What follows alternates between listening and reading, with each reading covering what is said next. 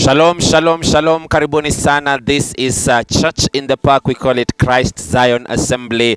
Thank you so much for having tuned in. Now, we are just coming from a series of the journey of salvation. And I hope that you who is born again and you who has been hoping to understand what being born again actually is, you have been, it has been beneficial from the story of creation.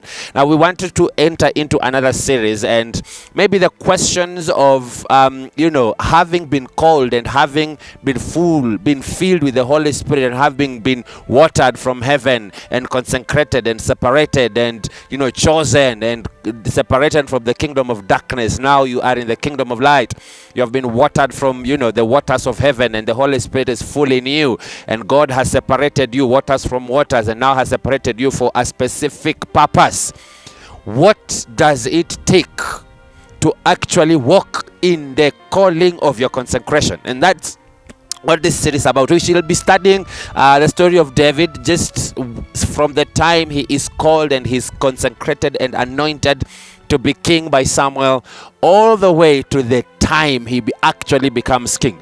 We will not get into his reign, but we'll just watch, go into the journey of him actually becoming king. Is it normal for you as a called, born again Christian into ministry to suffer? So that's a question we'll be dealing with. Is it normal for the people you looked up to, while when you have been called, and the people you look up to, your mentors and even people you respect and honor in the ministry, when they turn around and they're the ones beating you up, what are you supposed to do? When your friends actually and your own brothers and relatives, are coming and they are laughing at you and wondering what you're doing, and you have been called, you're sure you heard the voice of God calling you into ministry, what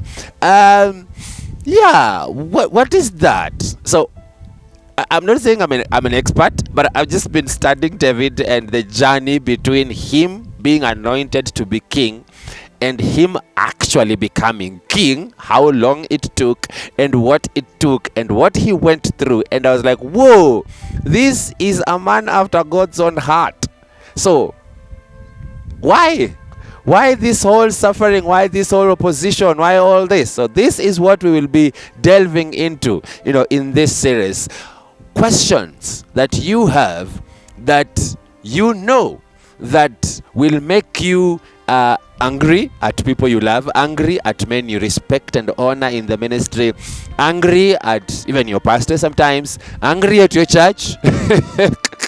These are things that we'll delve into this series. So karibuni sana. I hope we'll have a great time, a beautiful time. You can read 1 Samuel chapter 19 all the way from the beginning to the end, and just that's what we'll be dealing with in the next video. Thank you so much.